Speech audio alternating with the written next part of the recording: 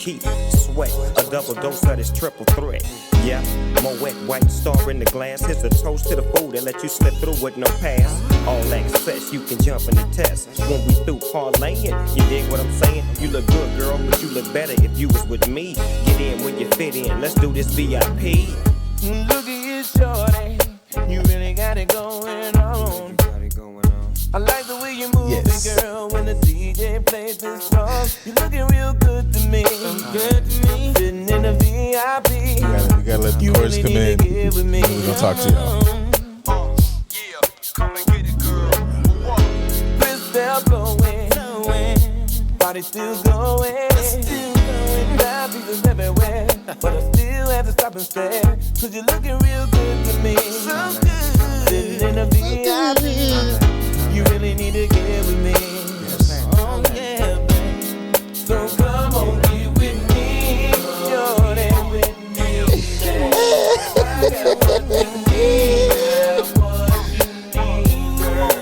Come on, get with me. There's a story coming in like 5 seconds.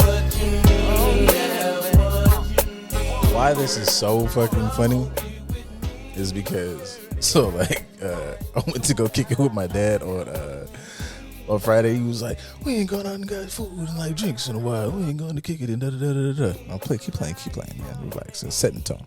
So we go out. Good evening. Other stuff. I'm gonna circle back around because he was in his bag. We were, but on the way home, he likes having like, I feel like he's in his like every like area he has like his dad moment, like, oh, we can do stuff like this, dad, and son. So he's like, so he's in his I take out the fast car on the weekend bag. So he's like, I take out the Beamer, and he's like, you could drive it home. So we're driving, and he's playing this, and he's also like very like, this is his bag, this is his era. Like when Tupac and Snoop and them in that like 80s 90s run, that's his shit. Like so he was singing this, and when I say windows down at the top of his lungs, the song says, ladies and gentlemen, it's come on. Hey, wait, I got this. He kept, come on, get with T. I don't know why that shit broke me the fuck down. That shit had me in shambles.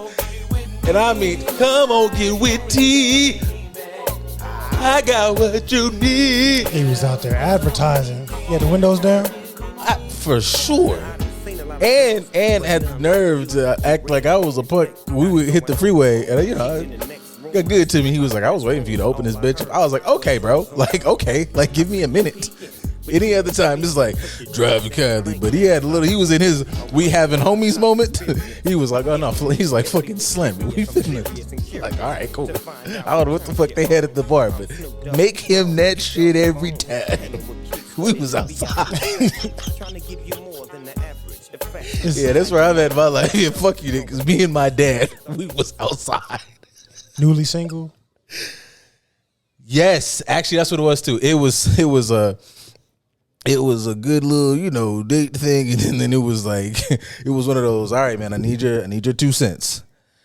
Did I do it okay, or was it? Man, I was like, this was just the connection wasn't there, and I applaud how good you are at. That nigga pull the plug. Sometimes he pulls the plug a little, it's a little whoa. But this time I was like, no, you know what? You got it, champ. This was, I agree. I support this. You're right. You make sense. And so yeah, that was my Friday. That was your Friday. That was your weekend. Come on, get with me. Oh man, I've been playing that shit for 2 days. But only on the 15th. Yes. Yep. I got what you need on the 15th. I got what you need. Maybe something on the 13th, but don't.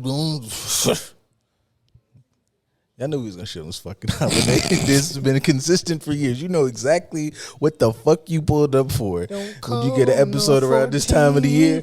Yeah. And y'all good, man, because actually this is like the first year we haven't just landed on the holidays themselves. Because, we used to just... normally we'd be on the actual holiday. Yeah, we was really knocking some shit over. But no, we'll get that way. That'll be next week. Yeah. That'll be next week. But yeah, no. Don't call on the 14th. That was some of the funny shit. Was, like I said, he was out there advertising. Especially he wanted the windows down. He wanted the people to know. Especially y'all that know my dad. Like, it just put the visual together. It's funny as hell. That's so funny. What was the outfit? Explain to me the outfit. Oh, that was another thing too. So the outfit, because obviously, like, we're coming up on Super Bowl time, Right. And big football fan. He's and just before and whole lot of family in Kansas City, like as it is right now. So bro was out there, had his the Flamed up. No, he had the white one. It's clean too. He gets such prime premium fucking sports memorabilia. He's got more Gremlin shit as the person who graduated from there. Loaded. He got Gremlin shit. Went bagged him a couple Texas Southern shirts. He got everything. If you went somewhere and dog fuck with you and he don't have your gear, he don't fuck with you. Cause all the gear. So and here's where we're up at the bar talking, eating, and having a little football discourse. And the dudes next to us, I heard these like two drunk white words like, so what are you thinking about? And I was like, this is not the nigga to debate with. But it went chill. Well, the funnier interaction that night was like nigga almost lost his wife. And he wasn't trying. That's another thing. Like figuring out, like seeing glimpses or knowing like your parents was like them niggas in their air, because he wasn't even trying. It was this couple that sat next to us, and something as simple as dude walked in and said, and like his wife was sitting there getting their shit together, and he just pulled out her chair and he said something like, I guess since he's not going, and she was like, you better tell him. And I was like, the tone in her voice, I was like, maybe they have issues at home and this is like a cool date night. And it was just casual. And I watched him go. And this is a growth moment. In my mind, this is an extreme growth moment for my dad, because I'm watching him. We're talking. He's watching the game, and it's moments where they talk, and it's almost like he caught himself like, let me not keep talking to her because I could do it. I could fucking I know. And I'm looking. I'm like, I noticed. I'm seeing her cut her eyes and laugh, and I'm like, it's too many fucking teeth. He didn't even say a joke that good. Your husband's on the other side, ma'am. Get your fucking home in order. It's dangerous out there. I don't know what the premise of that the point is, but it's just keep your fucking home in order. Are they cool with it? Maybe they was. You know what? Maybe. We gotta be more inclusive now, because it was bad on all fronts, because it was just 10 times out of 10. Unless that man on the other side also like was a trained assassin, I was like, there's not even a scenario if he was like, stop talking to my wife. It would have been like, damn, because he's a kind soul, God-fearing man, but he's also still him. And it just, in my mind, the scenarios that went through my brain, I was like, God, I hope this is just, and it went just how it went, because the Lord answers prayers. Because I was like, I really hope this lady stops smiling as much. I hope the guy on the other side is the chill. But then he charmed them both, which was fucking also trippy, because that nigga was laughing. But now I'm like, is he laughing? Because it's funnier, is he laughing because he realized he ain't got no other choice but to enjoy, because better make it kind. It was a lot. It's tough out here, man. Stick with that for a second. So, like, I'm sure you have the same ability of recognizing if you had the chance to slide in on somebody else's territory. Yeah. Right? I've had certain situations as well where I noticed I probably could if I really wanted to. I just don't care to. Mm-hmm. But I also recognize I've had a couple moments where I've been nice to both of them or the entire group. Mm-hmm. And especially in that type of setting, I'm assuming like sports bar-ish. Yeah. I can get some wings out of this if I'm nicer to the dude more so than the girl. Yeah. I'd rather be cool with the dude because he's going to buy, hey, man, you know what? Mm-hmm. Hey, this on me. Thank you. What the best that she could possibly do is want to exchange information on the low and try and creep. But he's going to be a better friend to me in this situation. So should I always take the opportunity for her if I see that it's open, or is it better to take the opportunity to make a friend? I think I actually had that transition like somewhere in like the college, early 20s, because I had situations like that. I was like, oh yeah, the group is going good. We're laughing. Now everybody's laughing. This actually a cool nigga. Girl, fuck you. Like, and I'm buying these guys fucking drinks. And absolutely, the way I'm describing it, guys, is absolutely was a white individual in this particular story. And that's where that fucking thing first dawned on me. I was like, oh shit, you're a cool nigga. You're an asshole. Why the fuck are you talking to me? This is a nice guy, bitch. Come on, fucking Tanner. fucking turned today, Now bro. that would make me think that like more times than not, even if the relationship isn't going the greatest, it's probably not his fault as much as they say it's normally his fault. I mean, I'm biased. Like I'm never here to just say that, like, you know, get anybody a free pass.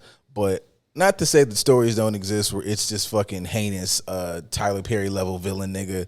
But most of you motherfuckers talking, and I'm not saying this is like a proud thing. I'm just saying that I know of a number of situations where it's like, that's a great nigga, and then, you know, she washing herself off in the sink and going back to dog. And I'm just saying it's not always him. That's where I'm headed with that. It's not always him. I can't say, you know, what the percentage is. You got to maybe I'll give some of y'all the realm that, you know, it's case by case scenario, maybe. But it ain't always dog. I'm gonna tell you that right the fuck now. No. I mean, just being unbiased, yeah. There's some tomfoolery on both sides, but we do have to have that conversation a little bit more often. Of like, hey, a lot of times she just doing what the fuck she feel like doing, and it don't have another. She like you're looking for a reason to find something wrong in the relationship to justify you doing the fuck shit that you already wanted to do. Yeah, I mean, I feel like that goes into like, you know, all the what's my favorite words, guys. You can get into some nuance and the complexities of certain situations or relationships to where, like, you know, what's one of the stupid ones? You know, a man's job or a woman's job, and like where those templates come from. Like, They're all stupid. yeah, like those is all like a lot of that shit be bullshit. Like I saw something. I just be trying to, in my mind, I be thinking I'm trying to dodge this conversation and never do. But I saw something that I said, well, I had the provision providery thing to it, and that conversation just always ends up goofy. Like it just what you know where you get them standards from. And if you kind of get back and like did some understanding of it, you probably look like a jackass. To be a little therapeutic and a little inflammatory at the same time. Lovely, man. That's the space to be in. Like Charles told fucking Magneto, man. Serenity and fucking anger. Right in that fucking sweet spot. Well, like if a lot of us really dug deep to see where we get some of these morals from and actually challenge them, you might not like your parents and grandparents as much. You might dive deep enough to see some of the shit that you've been conditioned to think is how things are supposed to go, and you might look back, like say women, go back and look at your mama and be like, "Bitch, shut up! You done told me some goofy shit." Or you go to your dad, like say for instance, hypothetically. Oh yeah, this is good. Your father is Steve Harvey. You being yourself and what you've explored, how would you go back and approach your father after all things he's taught you and told you about how relationships are supposed to go, but now you have arrived at the perspective that you have now? How would that conversation go with you and said father figure? I feel like low key, if you're with if you have like if Steve is running 100% with the sentiments that he's preached out and about, that probably is a conversation that y'all just don't have. You know, love your dad, but like, cause to have that is just to bump heads, because I don't even think that like at this point I'm in a space where it's like I'm looking at it from a different angle. We are in opposition. Like we are on two opposite sides. Is me, and in my mind, y'all are orcs trying to fucking run down, and I'm Gandalf, and it's dawn is hit, and I'm coming here to fuck shit up because you're wrong. So I feel like that's the conversation. If him is my like being my dad, it's, you know, it's a conversation you probably just don't have that much, or it turns into just you know, causing problems at the fucking Thanksgiving table whenever whatever I'm doing gets in the way of what he said. I mean, I've had this conversation a lot in therapy, not completely in regards to the standards of relationships that you adopt, but just in general, having people trace back where certain perspectives or behaviors or responses come from, and they realize that it comes from their household as a kid, and maybe even them just adopting and doing the same behaviors that their parents displayed in the household. Oh, for sure. Like them just realizing, like, then like I have to go back and have a different conversation with my parents now. You've been avoiding it because you kind of had an idea about it, but now you know for sure that this comes from childhood, whether it was mirrored for you or instilled into you. And now you got to go back and not just address it, but also some of that shit still gets thrown onto me as an adult, and I got to start drawing boundaries and say, hey, I didn't ask you all that. One. And two, like you said, you are wrong. That shit does not apply here. It didn't work for your shit. But like, having to go back and have that conversation. It's not easy for a lot of people to be able to have those conversations with their parents to let them know the shit you told me don't work. I think sometimes like it kind of feels like that religion conversation where you know, if you have a set of principles or standards or whatever words you want to use to qualify these things, and these are the things that you base your identity or part of your identity on. So it's not simply you saying this shit is wrong. You are now saying like the way I look at the world is wrong. You're saying I'm wrong. How I identify is wrong. My part of my being is wrong. And motherfuckers is fighting whole different fights when they had these conversations, as opposed to just like, oh, I could look at this differently and go about my life differently. It's like, well, if I've done this differently, if I've done this wrong this way, then maybe you got to look at, and you do. Like, that's par for the course, nigga. Like, you don't got to fucking live your life there, but you can look at your marriage that went wrong, or this was the one that got away, or if y'all walking through life thinking, you know, I think it was a Duval post who said, like, you know, ask a woman if there was, like, one that got away, if she has one of those, and, like, a lot of them say they don't. You can say that if you never have to adjust what you consider your standards or principles of relationship. If you adjust those and go, man, this was really wrong, then you might have to think back about, you know, 5 or 6 years ago, that was really a great motherfucker, and maybe you fucked it up. You don't got to fucking, you know, jump off the ledge about it. Like, you just move forward, you know, do better. I don't know if you double back on that person. That's a personal thing, and I'm getting to too many specifics, but yeah. I mean, I heard that. I can't remember exactly who I heard say it. It's two people that come to mind, but I don't know which one it was. One guy, he made money off being like a dating guru and all that other stuff for some time, and then he transitioned into other stuff. But he was sharing how, you know, a lot of the stuff he was sharing on his blogs was really unhealthy bullshit, and then he matured and got older. And I wish I kept that fucking page. Yeah, talking about that. And then another one, she worked for Hinge, and she was kind of sharing some issues within dating that people kind of put into the space and don't really recognize. But from one of those, they were talking about how like the person that's probably the best match for you is somebody you've probably already come across, but both of you at that time, either one of you was just not in the right space, or both of you were not in the right space and didn't know how to have the conversations to keep it going. But it's like we always are looking for the next person to be the best person, a new person, and all this other stuff. And you're just going to keep adding on to the number, but more times than not, it's somebody that could have been more compatible for you had you understood how to have that conversation with them better. They would be the one that you could probably stick with a little bit longer. Now, granted, I have bias because I don't believe in the one, but I understand the premise of it, of like, yeah, some of the people that you've dealt with in the past, you probably could have had a way better interaction and both of you had better communication and better expectations, better standards, better boundaries, better all of that. But you guys got the version of each other that you got, and you could probably double back now after some time has passed and be better off. Yeah, I want to say, I feel like I saw something like that. I might have sent it to you. I don't remember. Because it was that, and then there was another one that I know I have saved somewhere, and I got to go back and find it. Clearly, I'm not going to find it now, but I'm going to find it at some point. And it was, I like finding like it's a black woman. She's in the space. She's, I forget what her specific speciality is as far as like therapy. But it was her doing my usual thing about like how we look at and view and present mental health is not healthy at all.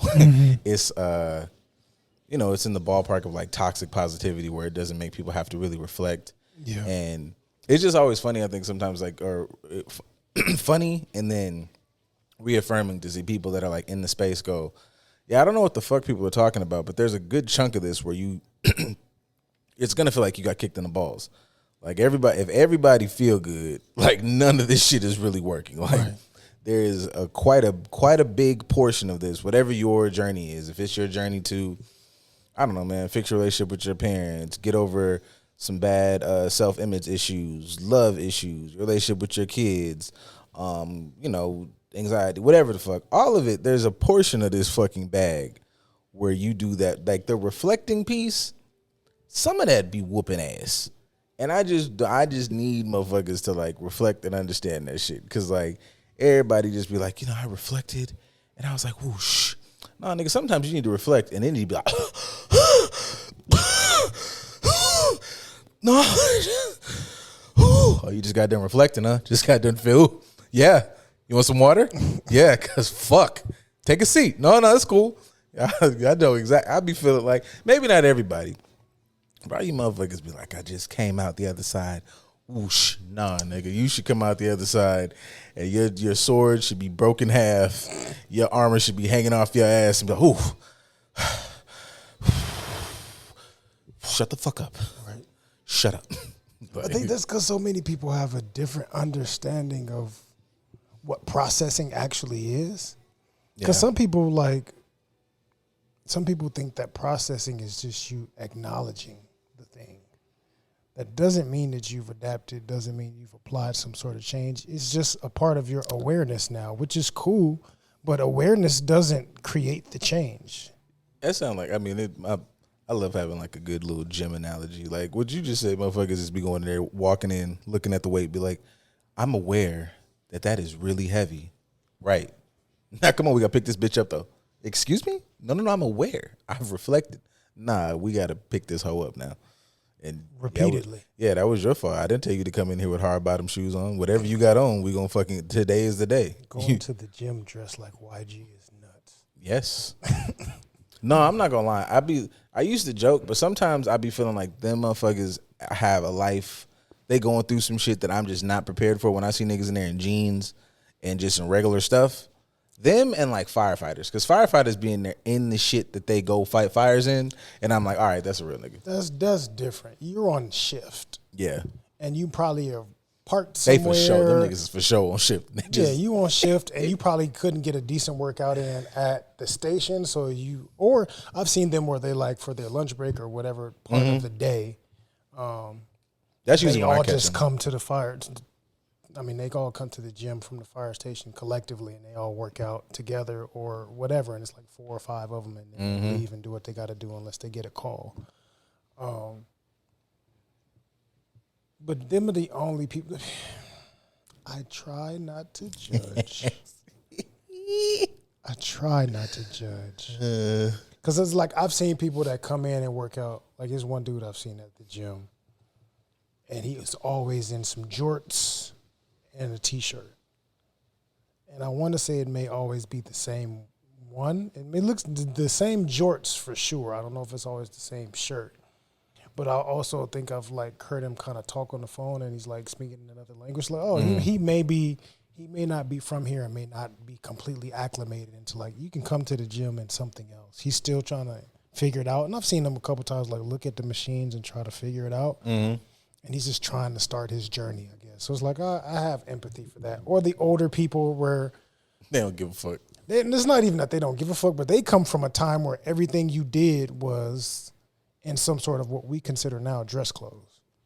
That's a valid point. Like even the bodybuilders back in the 1920s and 30s and 40s, they would pose for some of their pictures either in the trunks or it'd be some fucking dress pants and a belt. Why? Because that's what the fuck we work out in, because that's what we wear. There is no fucking jeans for real. It's 41 and... And that's what they was doing, some nuts shit back then, but it was working. Lawrence McGillicuddy, heavyweight. Here demonstrating the Searcher squat. The overhead press, never done before, 220 pounds, world record. All the dumbbells was just exactly the same, that bar with the big old bowl. And they had the fucking curly mustache. Just curly mustache. Your diet consists of steak and eggs. No, my grandma used to say that shit. Like, back when she was in school. Like, and it was like, and she said it so matter of fact that I was like, this was really the meal. She was like, the football team would come in or anybody had to fucking pick up shit. And it was just fucking steaks, like on demand, eggs, and like, I don't fucking know, like potatoes. And it was just like, it was like they ate steak all day. He was in better shape than us. So they was doing something right, because You take that, vegans.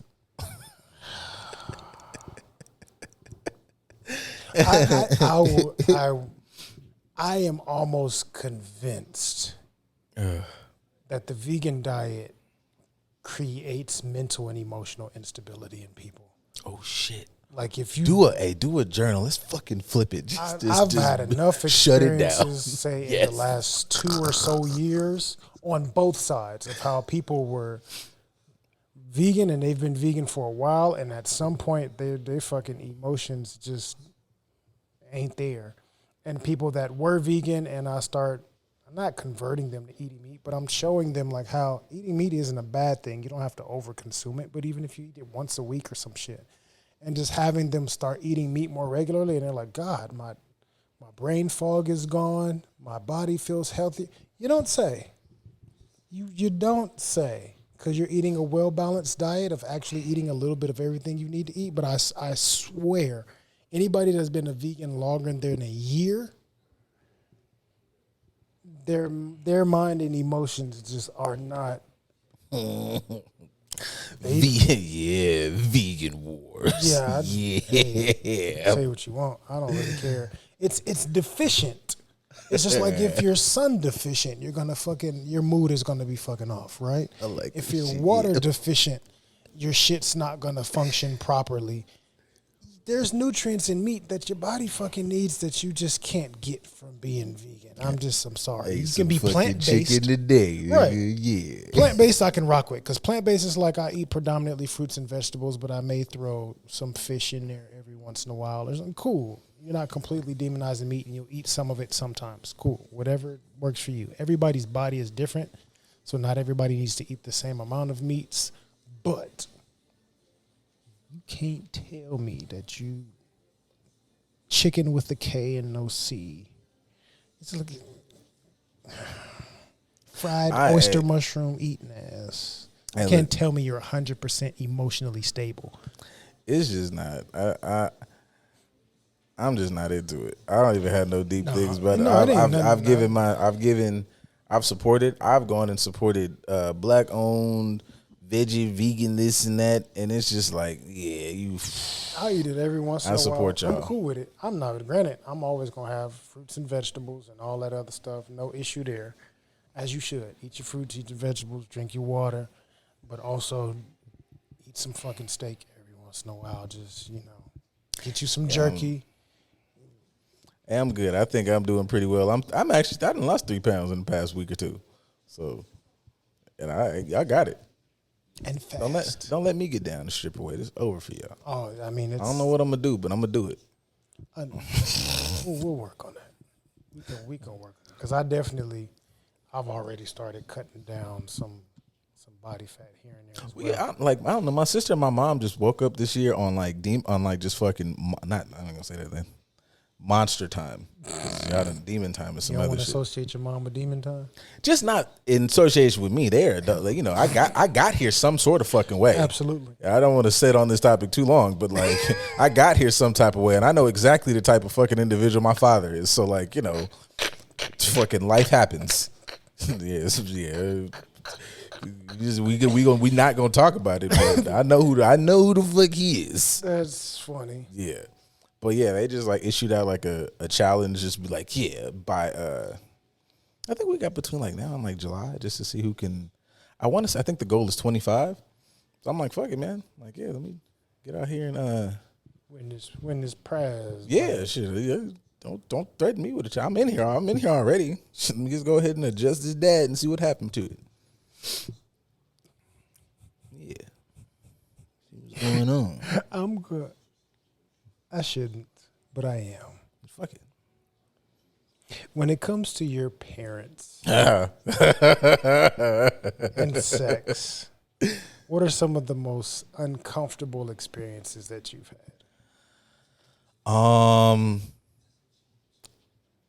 from it's mostly my dad. Like my mom is just like I just associate because like what he'll do is like the other night like when we're having like our like father son time and like man talk. He'll start like having his like reminiscing moments and it'll be like, oh man, I remember when you was this age and proud of this and and I'm so glad that like Chardon, like my sister is like is an adult. Because it used to just be me taking these fucking blows to the head left and right, just defending everybody's mental health. It was one time she was at like one of the first times she was like, we were all out in the backyard drinking and he started discussing like the energy he was on when we were conceived. Like, he was like, when I made you, I must have been on. And I was like, yo, nigga, yo. But it was worth it because Jared's face was like traumatized. Oh man, I was like, oh yeah, it's cool. The trauma okay when we can split, when we can share it. Like it's hey, welcome to the club. Yeah, buddy. man. Yeah, now we can yourself? share. We can spread this fucking. Yeah, you get some. I'ma give you some. Yeah. You want some more? I can Oh give you some yeah. more. And then like he's in the dating space now. He's. So I get like tidbits of like, it didn't work out because and I was like, oh, you're such a nice lady. She was nicer than I thought, but that's not nice enough, like. Hey, you know what? I just thought about that too. In regards to like the dating space and like goofy shit that is carried out generationally. So, I'm not gonna try to tell the man's entire business, but he's I am proud. He has done well for himself. The father's 60 plus year old black man. 60 plus year old black men. You are aware of the story and the obstacles niggas face. So it's done really well. The degrees, the career, So out dating and. In his head, at his big age, he's looking at other women at their big ages like, what the fuck? So, short story, and I'm not even like a fan of like necessarily testing one or whatever, but it is always hilarious because I be sitting there thinking like, the conversation about men, like, men don't do that. And I'm like, y'all gotta stop thinking niggas is goofies and not evaluating y'all at the same rate or on a scale comparable to how y'all think y'all grade us. So like they're out and about to hang with him and to engage with him for a certain amount of time. You're aware of however he may rate on your like great catch scale. They're out, and I think they went somewhere like just some bullshit like some appetizers and drinks this particular evening or whatever, or afternoon, whatever they was out. And he just said he kind of threw it out there. He's like, oh hey, you mind if you can grab this one this time? And I don't do that. And he was like, boom. All right. And then I think like maybe like they continued to sit there and then like was one more ask. He was like, oh, you think, I don't know how and it was just like sternly, like, I don't do that. Then like, and I be thinking I'm forward and then like he'll show me like there are levels to this fucking Jedi master. He was like, I just want you to know. I think they ended up going, he came back to the house. She had driven herself to his house, and they're hanging out, and she's doing the whole spiel. I think this, and he just like, I just want you to know, I think you're a very nice person, but there's nothing more that's gonna go on here. And I was like, that is all right, man. And he was like, and his whole specification was the same thing that we be saying. He's like, he's like, I clearly in no fucking way at all need any assistance in that regard. But he's like, the character around a person that couldn't do that small a task, what would you do for the rest in my life? Like, even though we're we're older on the back end, but he's like, the principle still stands. He's like, it doesn't make any sense. So I just always am like, man, I be thinking I'm crazy. And he's like, no, he's like, that's dumb. He goes, why would you do all this work in your life to become this whatever perfect version of yourself to then grab a motherfucker who cannot assist you in this journey? Logic, he's like, lay it out logically, bro. He's like, if you've done this, you did all the millennial journeys, right? We all went to school, and then the economy and everybody up there on Capitol Hill said, hey, by the way, fuck you guys. To survive, you got to do some other shit. So now we're all entrepreneurs. We're all getting second degrees, whatever the fuck you're doing. And in your brain, logically, I'm supposed to show up and be like, you, give me all your shit. And then you can sit here and fuck you.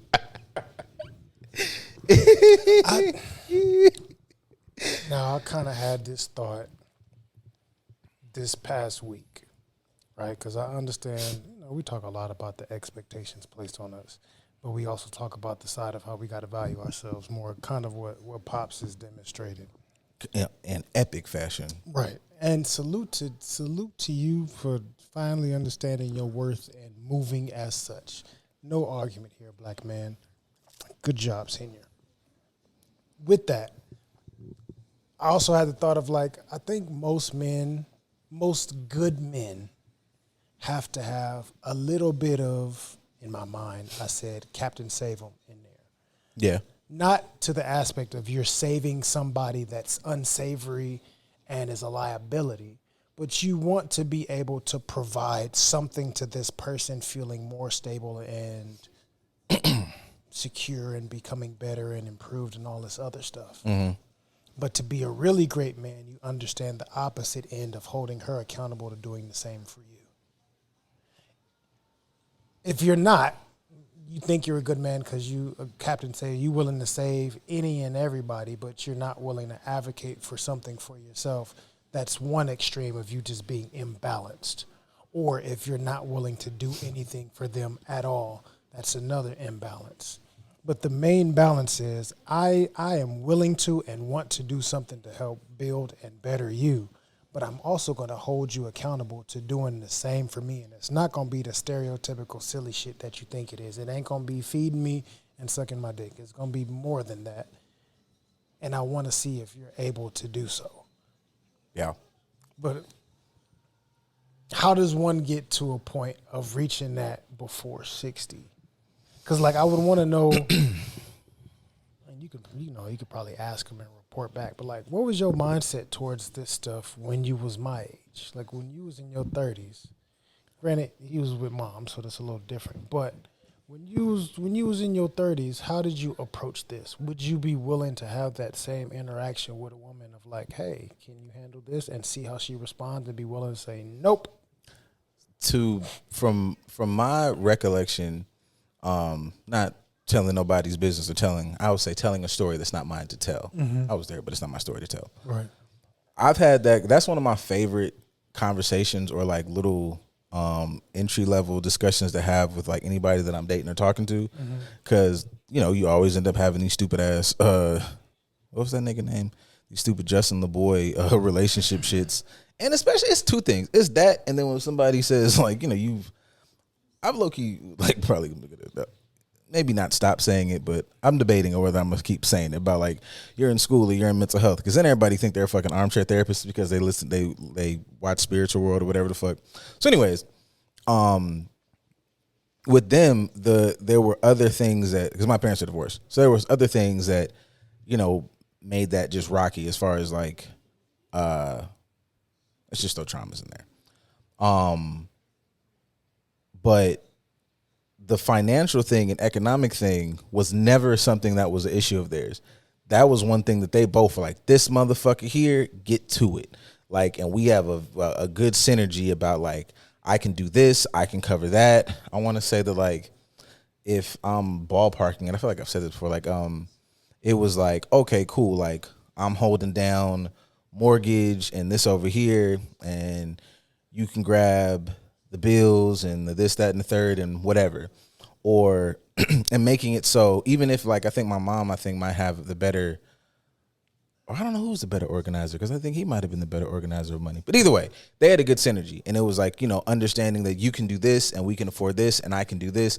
And so they were very matchy on that front. So that's never been anything that, from what I can tell, that was a problem of his. He's never been somebody who was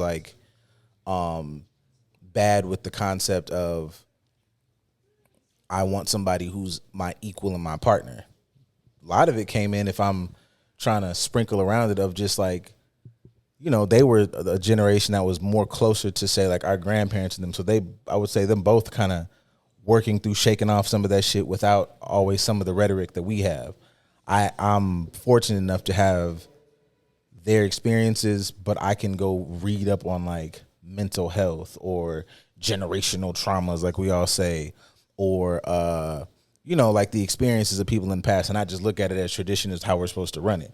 So some of their things I would say was them being new age motherfuckers and like battling with old age thoughts that they just really didn't agree with and just didn't know how to figure out. So that was a long way around to say like some of this shit he's had. He's been Himothy for a long time in certain aspects. Right. I mean, and yeah, I can understand for their generation and parts of mine, having to battle with that internal conditioning with a new enlightenment. And kind of what I said before, as far as doubling back to certain people, you just may come across people, and in your own personal journey, the shit that you're learning or challenging within yourself, they kind of get caught in the crossfire, so to speak. I think that's way more common than normal. I think a lot of people just don't realize it or don't have the empathy for each other to recognize, like, oh, you're transitioning in this way, and I should be more accepting of that because you're trying to figure this shit out and you don't know what the fuck you talking about. Yeah, and I think that also if I'm just riding this conditioning wave, is that we look at love as like I don't know how motherfuckers say like look at time or anything else. Like it's this easy linear thing, and like it's not something that can say like, oh, me and this person were really, really fire burning. We were, what's that shit? Sweethearts like a motherfucker in college, and then life started lifing, and we needed these moments apart to figure some shit out. And now you might be in a space like, hey, we whatever age, 30 something, latter 20s, maybe you motherfuckers are 40 or whatever, and now you've figured out, oh, now we're in alignment more than we were back in the day. But I might have needed, and it, not to sound shitty to y'all, but some of y'all are learning people. Not that not that you don't deserve love, but this situation is for you. For that. Yeah, this situation is sent for you to learn something about yourself or about relationships or about this, or what's that? To try to make. Nah, fuck that. The Tyler Perry shit is whack. But, that 80-20 shit that niggas love. Like, you might have needed to experience. You don't learn that rule or that lesson unless you go experience the 20. Yeah. Now, however you fuck up, however you shit the bed, experiencing that 20 is different. I'm not telling nobody to go back to disrespect, but you might have needed that moment to be like, oh, shit.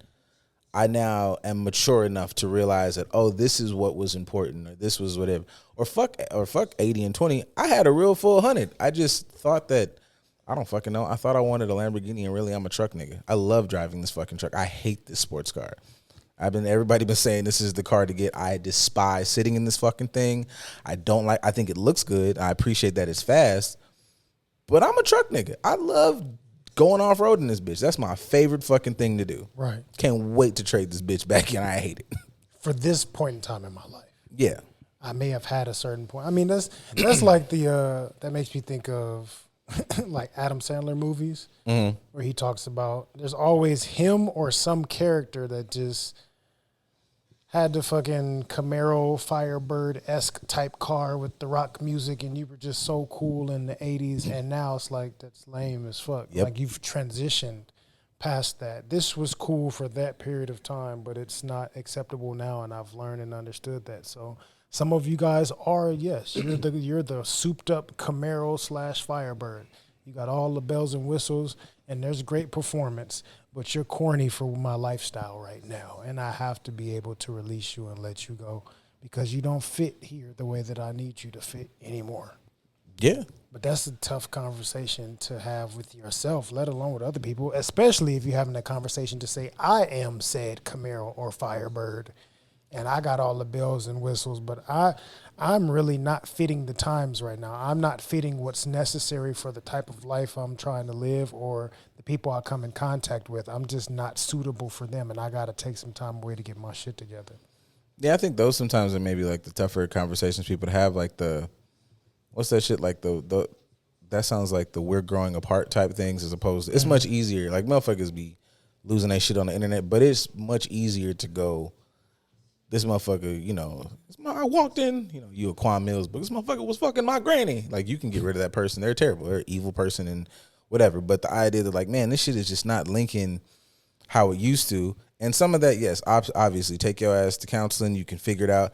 But some of that may just be, like, y'all have learned the lesson that y'all was supposed to teach each other at this point. Yeah. And this may be the time to kind of go ahead and figure it out. Right.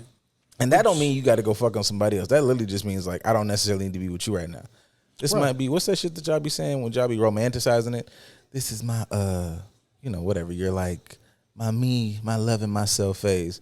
Man, I've seen a lot of that. Yeah, especially now. This is February. Yeah. You should spend more time with yourself. And not to say that that's not important or true that you should do those things, but knock it off. I still hate the red pill niggas, but that's where sometimes we're like those like fucking Batman memes are almost more relatable because this might be a space of like there was something I saw where it was a conversation between the difference between loneliness and solitude, and like loneliness is sad as fuck. I think it was the Jay Shetty dude that said some shit like that.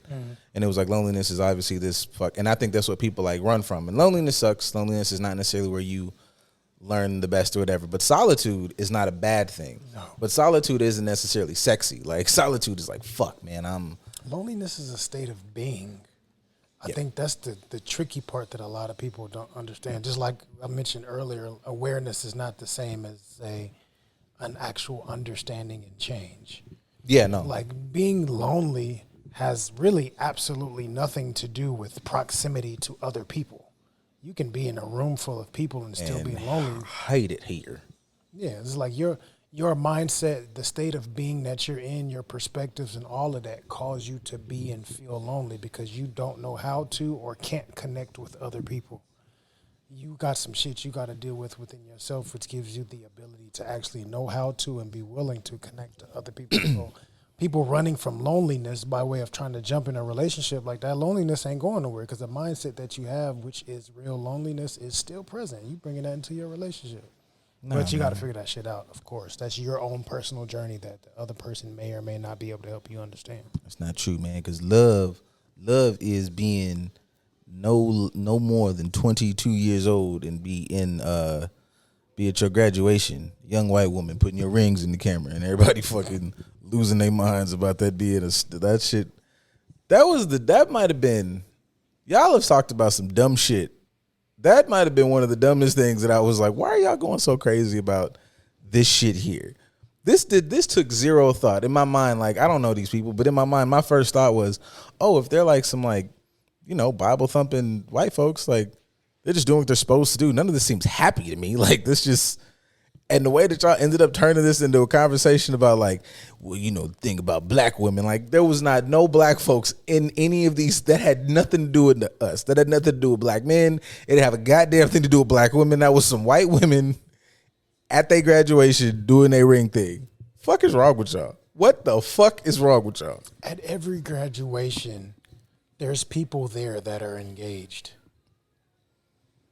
I don't understand why that picture was such a big deal, but I get the premise of what they were trying to bring attention to, right? It's not very often that a lot of black female graduates are there and have a fiance or such. Now that also doesn't factor in. You're fucking 21 and you're stupid. That also doesn't factor in that the marriage is going to work just because you're married at your college graduation. So I got a degree and I have a spouse. That's great. That doesn't mean the way that life and shit has been trending for the last 40 plus years, you're probably not going to work in the field of the degree that you're getting at this very moment.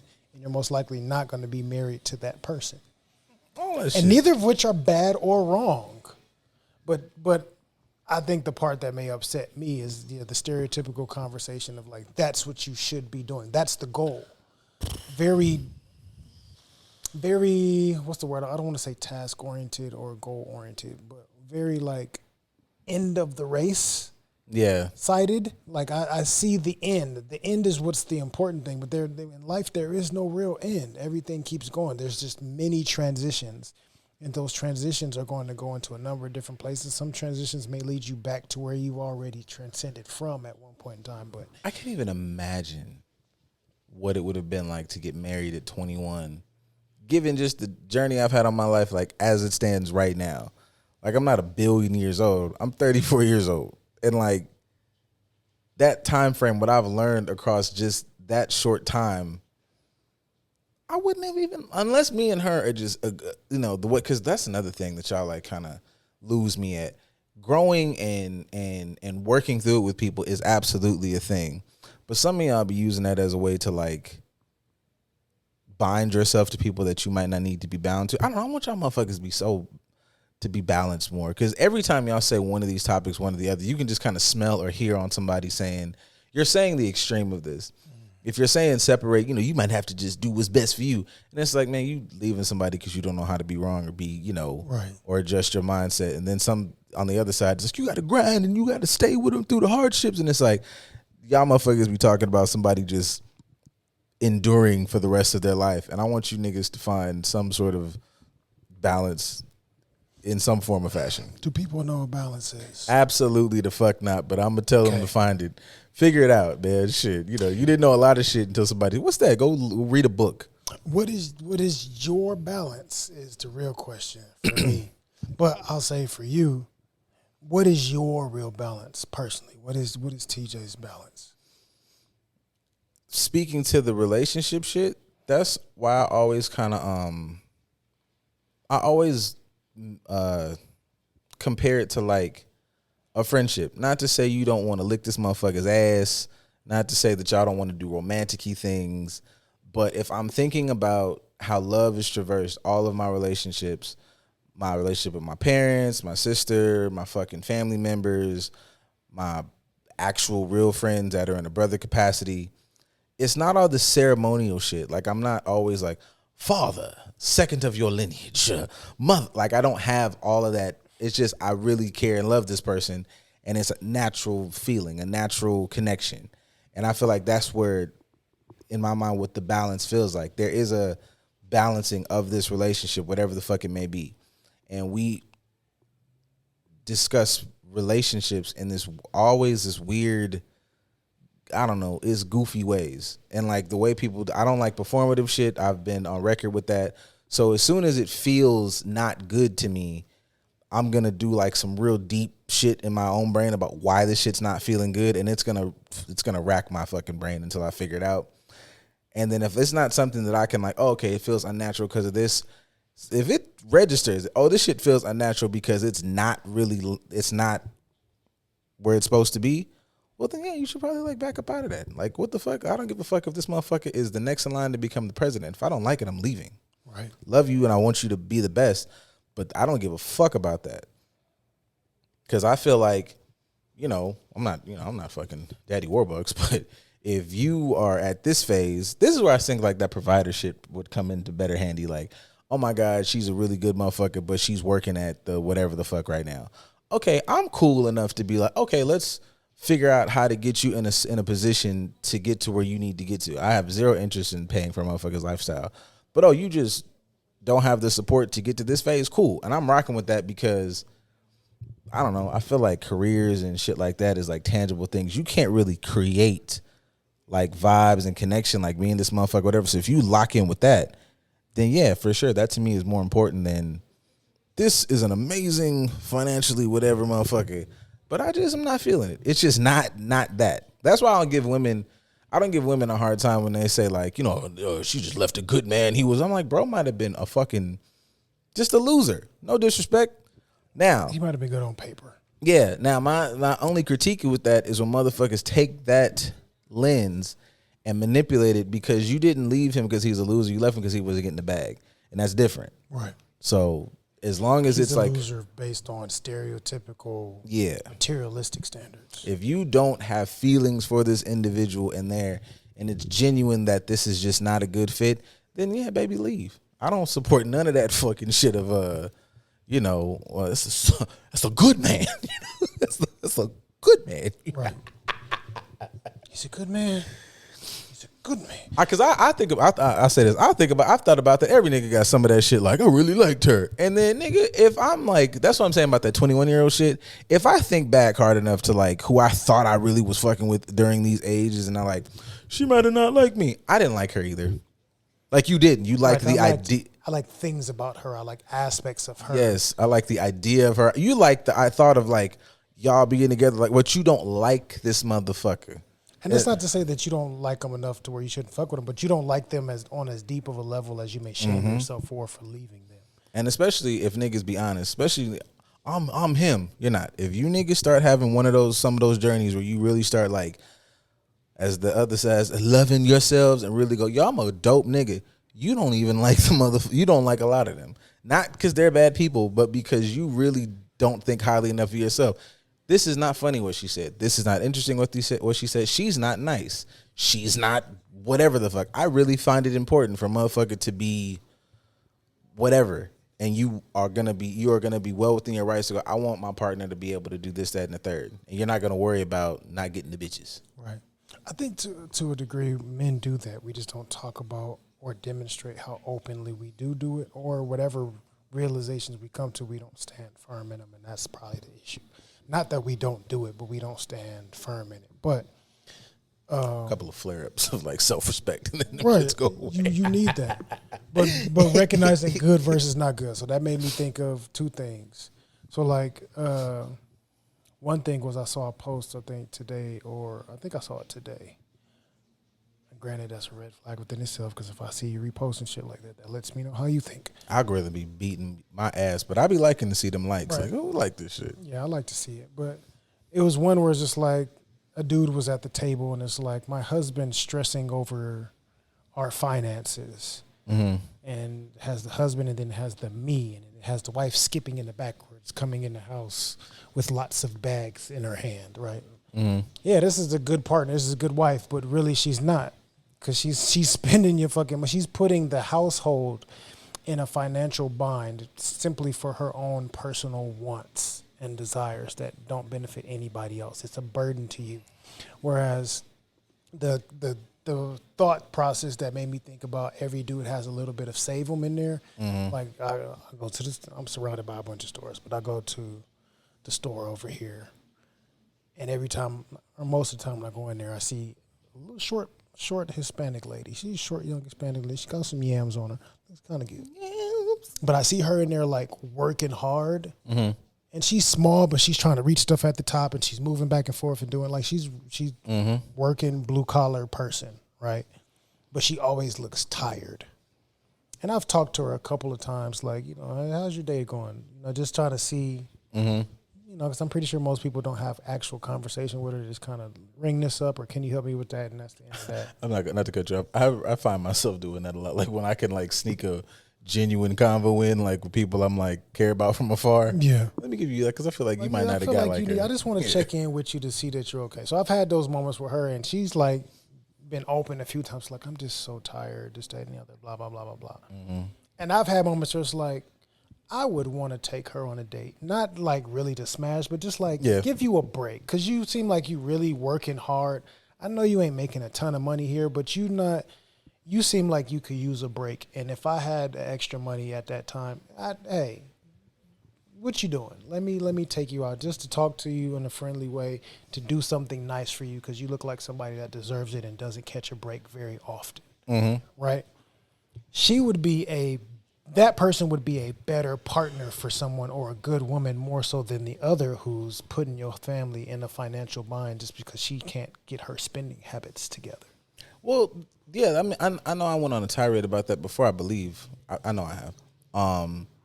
But in the ballpark of like that fantasy where like motherfuckers are gajillionaires, I was having a conversation earlier about like the Kelsey brothers and blah, blah, blah, and it worked its way around to Travis.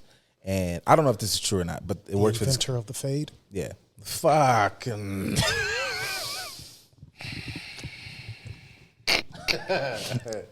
his partner right now, who is also the reinventor of swag surfing. You talking about those two people? I don't even like. I really try now to keep it in. I'm gonna come back to what the fuck I was saying. I try my best not to hate them, because it's really you fucking fans. It's really y'all that just make it just. It's like, because I know what y'all. I know the motherfuckers just probably be at the house minding their fucking business, and here y'all come and say stupid shit. I'm so. This is the last fucking year, and then I'm gonna just start fighting that I'm gonna have any fucking conversation with anybody.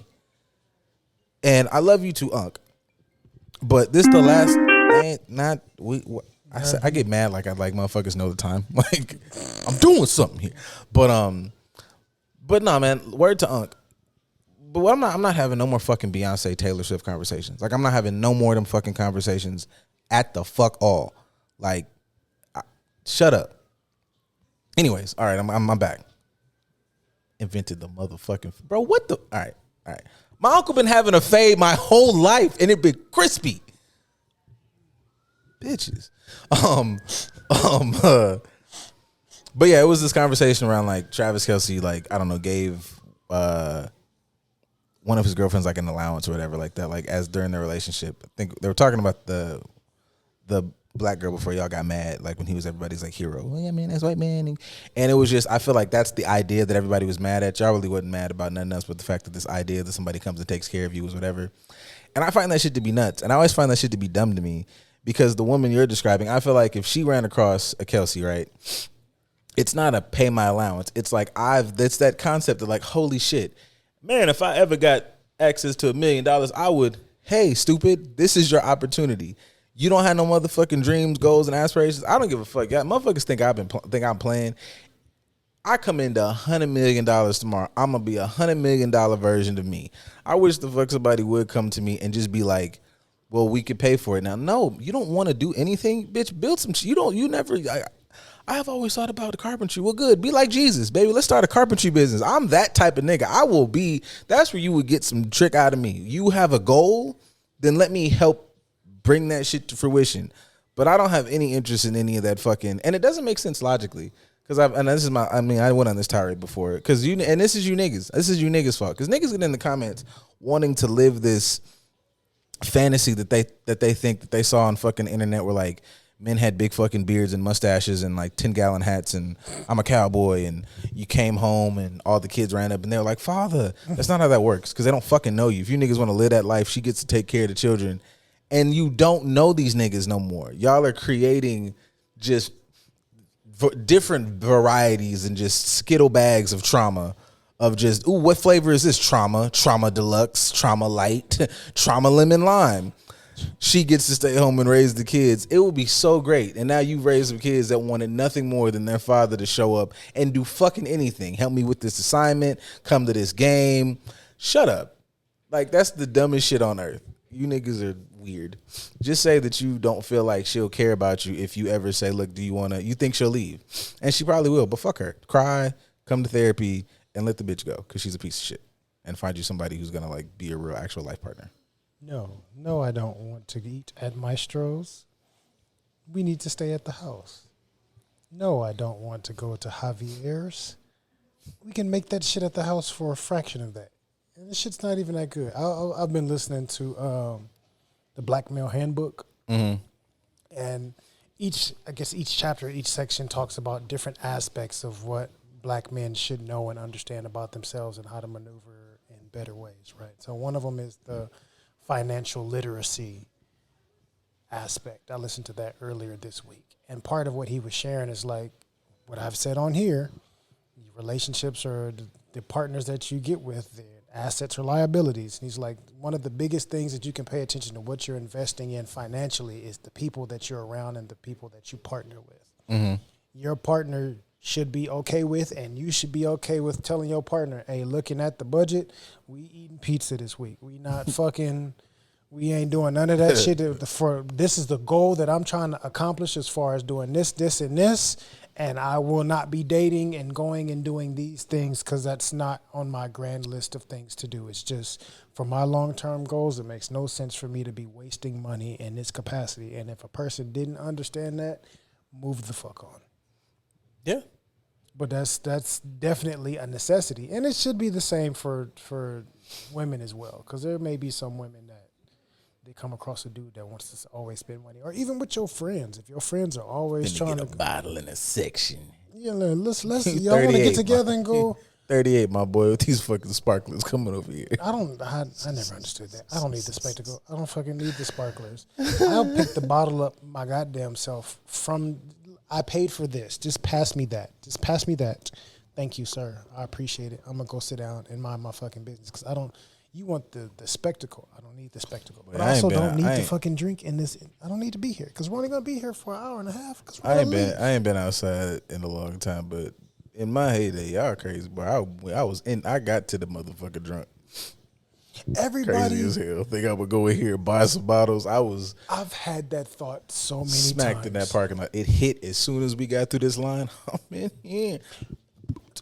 I've always wondered, and I've had this conversation a number of different times, in general and specifically when it comes to the lady folk, right? Mm-hmm. In the grand scheme of your transition through life, why is it that when you're younger and inquisitive, you want to do something and you want to figure out how to do it for yourself? Then when you get to young adulthood, you want to be able to do these things to save money because you don't have it. But somewhere when you get past that age, all of that shit goes out the fucking window and you want to overspend or whatever the case is. Like young girls I want to learn how to do my nails. Because all the other girls have their nails and I want to play in mom's makeup and I've learned how to figure out how to do my makeup myself or paint my nails myself or all the above, and I want to do my own hair.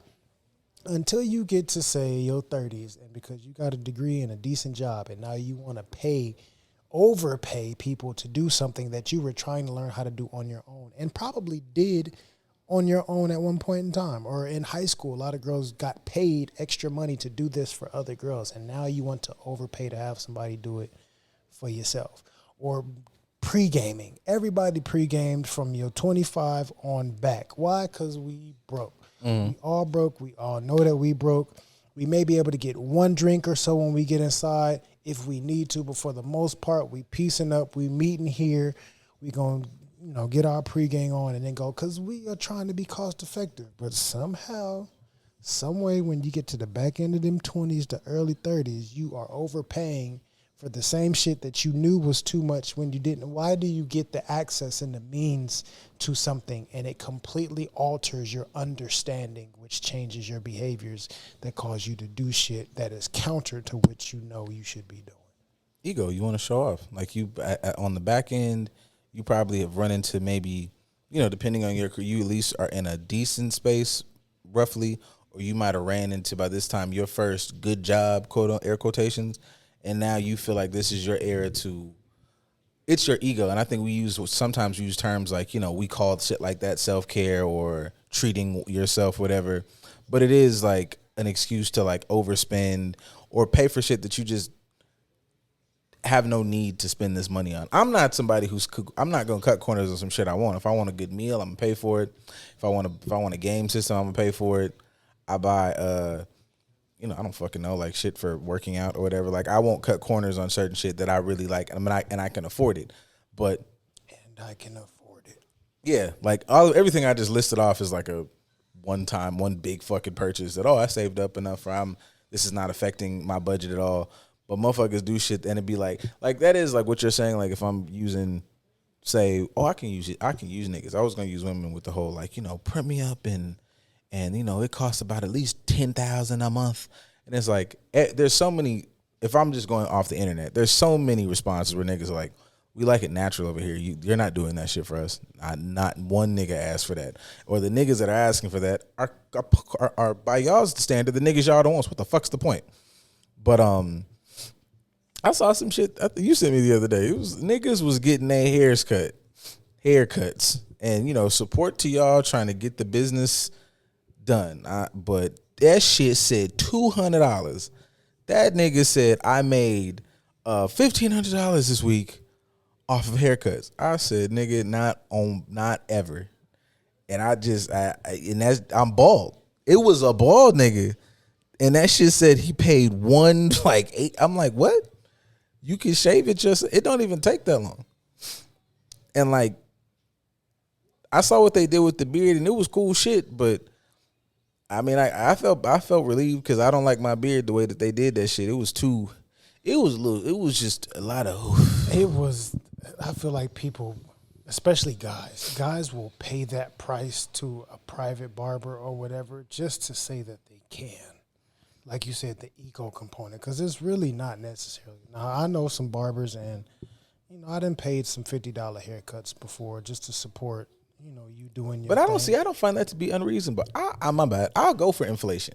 You could 20, 25, the fucking beard. 50 is And you could put, if anything up here outside of like some wild design shit goes above $30, I don't understand it. I don't get my hair retwisted often just because that shit be inflated. But that's the difference between $200 versus $50. That's definitely not the same. But I get it. Every once in a while, allowing yourself to splurge and support somebody in the community, cool. But some of that shit you paying just to say that you pay. Oh, I paid the barber $250, to come by the house and cut me up, dude. It ain't nothing to cut. You just want to be able to tell people that that's what you're doing, which to me is corny as hell. Because I can go out looking just as clean as you, and I just spent 40 minutes in the bathroom getting myself together. As when I grew up, and I remember I used to get my hair cut right there on Adam. It was an older gentleman. That shit was $10. Call it that. That or shit. Some of y'all might have been getting kitchen cuts. I done had some moments where I done had some of kitchen those. cuts. That shit had me. I was solid until I got to college. And when I got to college, came back one visit, shop was gone. And then I found me another barber. And that shit was $20. Look, man, like I'm rocking with y'all. I get getting to the money, so I'm not, but it's not finna come from me. I can't do that. Like, here's my biggest pet peeve with that, and I've shared it with you before. But you will let your ego tell you to spend $200, $250 on basically a beard lineup and a head shine. Come nickel and dime this fucking therapy. But you will not pay more than $60 for your therapy. So you are trying to tell me I have more debt. Not to say that this person that's a barber isn't trained in what they're doing. They had to go to school and get their licensure and everything as well. But it ain't the same amount of schooling that I had to get through. But you willing to pay $250 for that haircut, but you ain't willing to pay $170, $175 full price. You can come in here and address the try or the mud, but you can't get both on that price. Yeah, we gonna cover the try or we gonna cover the mud. Right. It's already bad enough that our field is trying to be inclusive, so we have sliding fee scales and all types of stuff you can do to not have to foot the bill because we actually want you to heal. And you still gonna try a nickel and I done had people be like, "Yeah, all I can afford is $30 a session." Excuse me? Better get it in this 10 minutes. $30 for an hour? That's basically what you're telling me is that you think my time is worth $30 an hour. Because I know you spend that money elsewhere. I know you spend money in other areas to where you could afford more per session if you just did some financial planning better than you're doing now. You just don't want to give up the other shit that you probably don't need to be spending your money on. Don't worry about it. Got this timer set for 13 minutes. Get it in. You got $1 a minute. You got 30 minutes, and I'm being generous because that $30 could really be 15 minutes. Yeah, but the longer I've been in the field, the more I see it, and it drastically frustrates me seeing what people spend their money on that will actually make their mental health and emotional stability worse, but you won't spend the money in places where it's beneficial for you. You will ego spend all day long, but you won't spend on what you actually need to spend on. That shit drives me batshit crazy. Hey, I was just sitting around walking while this nigga punched her into oblivion. Jesus. Hey, speaking of this partnership, I was watching last night. I was watching they dropped the Justice League Crisis on Infinite Earths thing, part 1, and obviously it's a lot of Flash stuff and him and Iris. And I was sitting there thinking, I was like, could you be a superhero's partner? Like, could you live the life of, and vice versa, could you be a superhero with a regular person as your partner? Could you deal with either one of those existences? Could I personally, or what you mean? Because I think personally, yeah. Because I understand the sacrifice that comes with that. And I understand. I don't need you around me 24/7. I think the biggest part of that would be stressful for me is knowing the potential danger that you're in every single time. But I also understand that you are equipped to deal with it. One day your day may come And that's fine. But I understand for the greater purpose of what you are putting a sacrifice up for, I appreciate that. And I'm willing to, hey, if your day comes, your day comes. But I appreciate you putting your life on the line and you know, making that a reality. That's a reality that I have to accept if I'm going to be in a relationship with you. That's not something that I can ignore. So if I'm here because I accept all parts of this experience, which are even the negative consequences that could potentially come. So I'm okay with that. I'm okay with not seeing you all the time because you may have to abruptly leave in the middle of some shit to do what you got to do. Like that stuff, I'm completely fine with all of that. So I think that I personally could. I'm rocking with that. That was more my thing because I think I could rock with the timing and all that other shit. It would just be like, oh, this nigga went to fight fucking apocalypse, bitch. Come on, man. Like, damn, traffic is gonna be fucked up tomorrow. I would think about that shit as well. That's what I would think about because I already understand all the other stuff that comes with it. I know you're gonna come home kind of fucked up, and you know, I think unless I was dating somebody, like if you dating like a fucking who's the equivalent? Like if you're in if you're a woman who has a date like Daredevil, I know that shit sounds good on paper because you see him on TV, but it's like, hey, this nigga ain't making no money, and you get beat the fuck up. Yeah, like a Peter shit. Parker. Yeah, yo, that would be tough. Like, yo, nigga, fuck this. We got to get some money around. Yeah, this we bitch. got to do something to help change these circumstances. Yeah, that's crazy. You can't come in here beat up. All these people hate you, and you broke and still got to find a way to go to work. Yeah, fuck all no, that. we got to figure something out. But that's part of me accepting the relationship and saying, hey, what can I do to help you not have to deal with these circumstances? You got a responsibility to this fucking rent, my boy. Right, fuck. we got a responsibility to figure out how you don't. Yeah, we can't do this. We got to figure out. Not because I don't want to be with you, but we have to figure out a different way of doing this so you don't have to continue suffering in every way possible. Yeah, I'm sitting here. I watched Rhino through you through 3 buildings, and now you and this bitch sewing it together. Call Tony, nigga. What the fuck? Yeah, let's let me be a resource to you to help you find other resources to help you get what you need to continue doing what you feel compelled to do. That is par for the course. I'm completely okay with that. That makes me think, though. It's 2 things. I'm gonna come back to one of them, but that makes me think: would it be harder to be the human person dating someone with the powers that's trying to do something with it, or would it be harder for you to find a loving relationship as the person with the powers? I think it depends on how your powers like function. So like when I was watching the Infinite Crisis shit, it made me feel like I would probably prefer, say like so they got Barry Allen in there, right? So Barry Allen's fucking with Iris, and as the story progresses, you know, he jumps through time a lot, his super speed and all that other shit, but they end up both growing old together, like in this particular story or whatever. So like with that, I'm like, oh, I got the powers and shit, but you get to run this course with the love of your life or whatever. There's versions of Superman in this story where one version from another Earth is linked with Wonder Woman. I support this. And then there's another one who has, you know, the Lois Lane thing.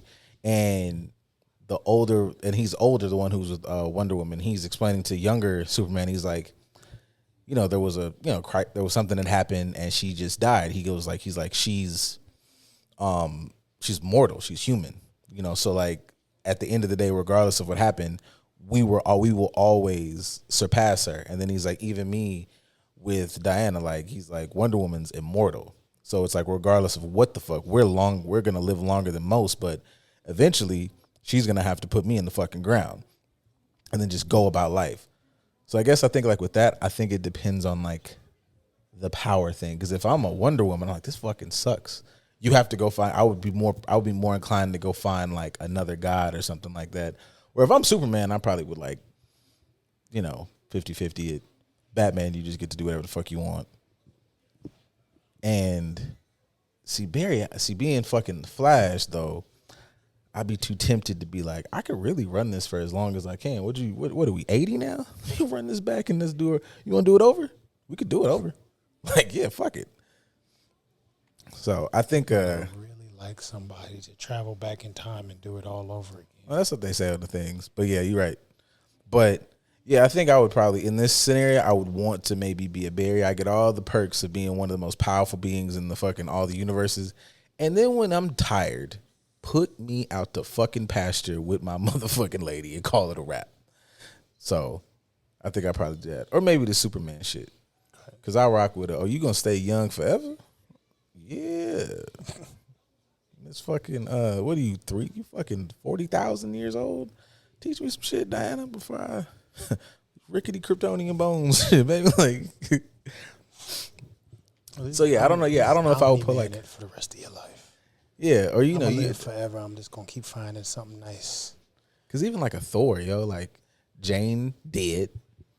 Like that was. Who else?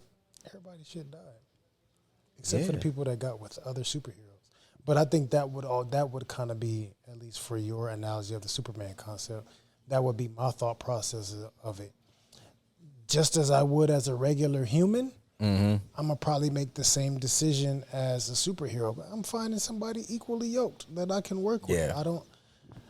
I want to find. Now, granted, that's different because not all superheroes live forever. Some of them have a shelf life. Yeah, if you're a street leveler, then you can kind of wing it. You just deal with the danger. But like, if you're one of these cosmic, world-moving motherfuckers, Luke Cage was out here. He had his too, and he was chilling. Yeah, because I think Luke is still gonna grow old.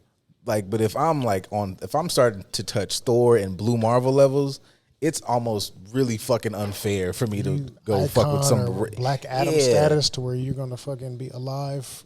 Yeah, see, and Black Adam, although anti-hero, whatever, Black Adam be turning his people into his family. That nigga said, you get to be, because I think that's what they were setting up for the movie if it didn't fuck up.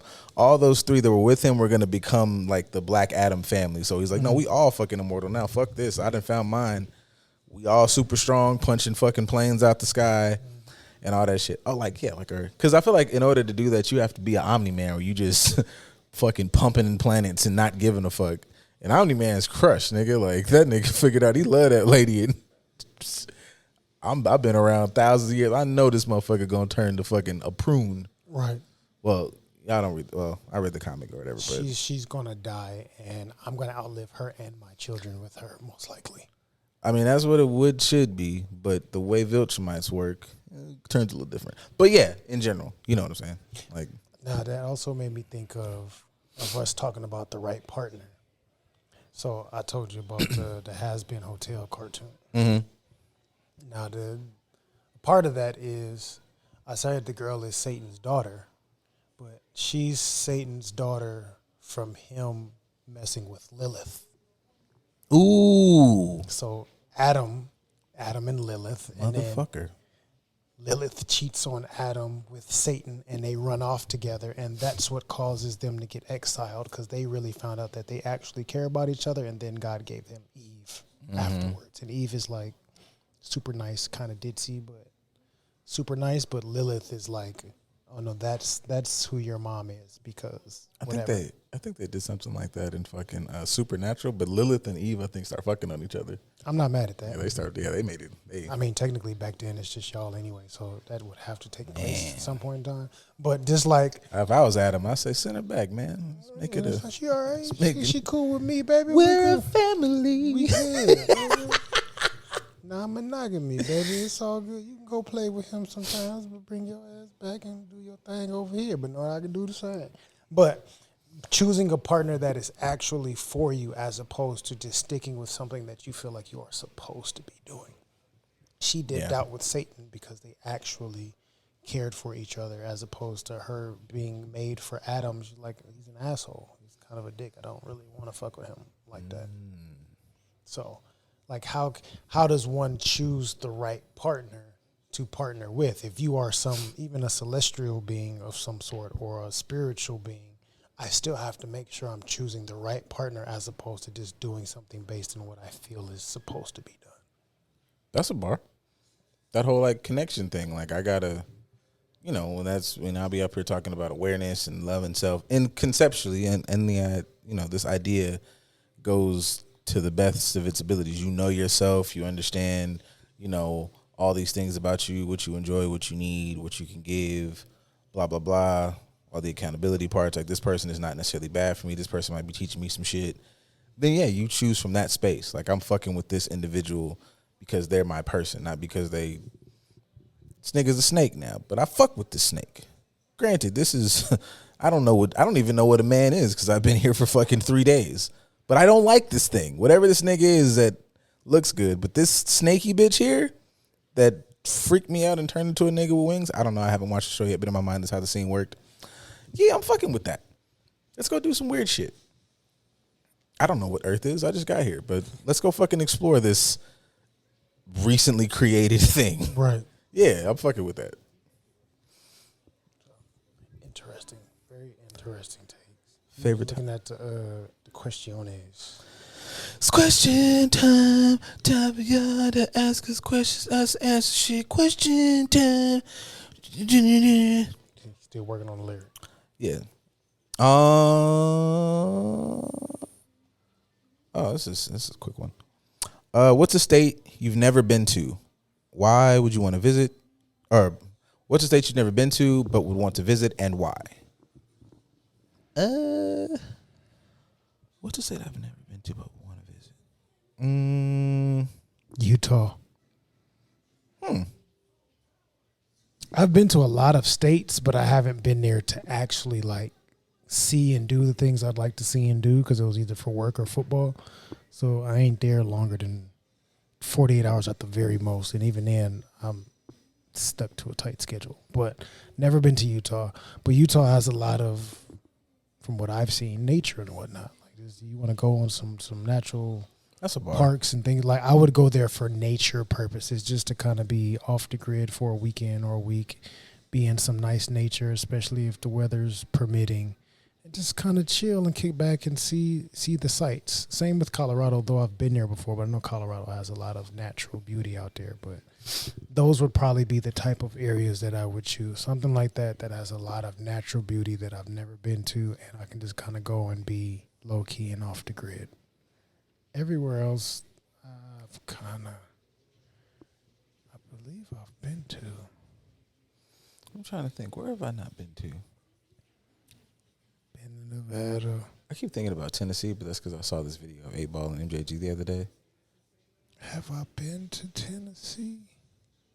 I don't think I've been to Tennessee. I would do Tennessee. I'd go to Memphis. Yeah. If I'm thinking like, nature white land, I probably could pick one of yours. Or like, I don't know. North Dakota, South Dakota. Oregon. Go to Seattle. I've been to Oregon. So, I've been to Seattle. Haven't been to kick it. Like I would like to go to I've been to Oregon, but I would like to go to Oregon and like really just kind of kick it. And I know some people in Portland. I've thought about going out there just to kind of visit, look around. I haven't been to New York, but New York's kind of like. I've been to New York State. I haven't been to New York City. Yeah. And I kind of have never really wanted to. I always told myself, if I go to New York City, I'm trying to be here no longer than 48 hours and I'm out. Yeah, treat New York like it's fucking Vegas. Like Vegas got like Vegas got a 48-hour span on we me. ain't staying here longer than 48 hours. Food and fashion, and that's the bulk of it. And then we getting the fuck out of here. I'm not trying to be here for a long period of time. This is one. Oh, Maine. Maine is another one. Haven't been to Maine, but I know some people. I never even thought about that. Maine and Vermont, those are actually pretty. Let's go get nice crazy. places. Let's go to Baltimore. I've been there. I've been to Baltimore. Baltimore. Does the bro code depend on love and respect for the woman? Joe Budden and Ish. Oh, did you see that? I don't think so. So the viral clip where Joe was like, 2024, which is funny as hell.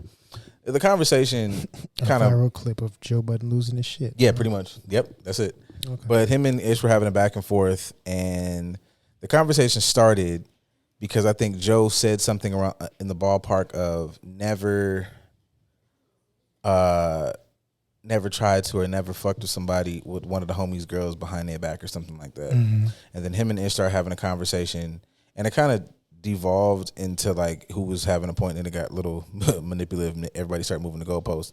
Ish was staunch on his stance of saying, like, just basically saying, I think you saying you didn't do that, but there was a girl that we both knew and both messed with that I had first, and you were kissing her in the back of the club. I don't necessarily care that you were doing that. My argument is that you said you did something that you didn't. You said you didn't do something, but you've done it. Right. The conversation online has turned into basically what I think this question is more so in reference to is they had a conversation about it on the most recent episode, and that kind of more so discussed if, say, like, you know, we're boys. You fuck with somebody. I come behind you and fuck with them. Is it bad that I fucked with them? Is that contingent in general or just if you have feelings for that person? Oh, like if serious feelings for that person negate the legitimacy of bro code? Yeah, like if, you know, if that wasn't your bitch or whatever, it's fair Like, game. I know you dogged her out and you was just smash and didn't really care about her, but I got to know her and I like her and that should be okay. I think that's part of it because theirs was like, if it's not my girl and I don't claim her, then it's fair game. If she choosing, she's choosing. As opposed to, you knew I liked her, you shouldn't have done that. Because that's what the distinction they were making. Those are two different circumstances to me. Yeah. Like, I had a situation where I met a girl, found her attractive, started wanting to get to know her or whatever. And I didn't know that she had messed with one of my boys until after me and her had already started getting to know each other better. Mm-hmm. And I went to my boy and talked to him about it. And he's like, oh, yeah, I was just smashing that. If you want to fuck with her, then go ahead. But I think that's the bro code part of, like, being an adult and have the conversation just to gain clarity and understanding. I'm not coming to you to ask for permission. I just found out that y'all was kind of connected. So I just want to see, one, are y'all still messing with each other? Because I don't want to say if she's still messing with you and she ain't telling me. Now that puts me in the position of doing some dastardly shit to my bro and I didn't even know. Mm-hmm. But if I found out that you guys have some sort of a connection, let me come to my boy for clarity and just gain some understanding of where he sits with it, just so that I can make sure I'm cool. She was kind of weird about it. She was like, you guys talked about it? Yes, we talked about it. Yeah, that's my boy. Oh, God damn. Like, that's been my boy Flood since warning. fucking 6th grade. Like, yes, I'm going to go to him if I know that y'all used to mess around or whatever the case is. You think I'm not going to go to him and just make sure that everything is cool? Like, why wouldn't I do that? Now, my relationship with him is more long-standing than with you. I don't even know how long you're going to be here. Yeah. Or if you're going to be here permanently. Now, I've also been in certain situations where, say, this is somebody's ex-wife, so to speak. But it's like, one, I don't even talk to dude anymore. Like, me and you ain't really cool like that anymore.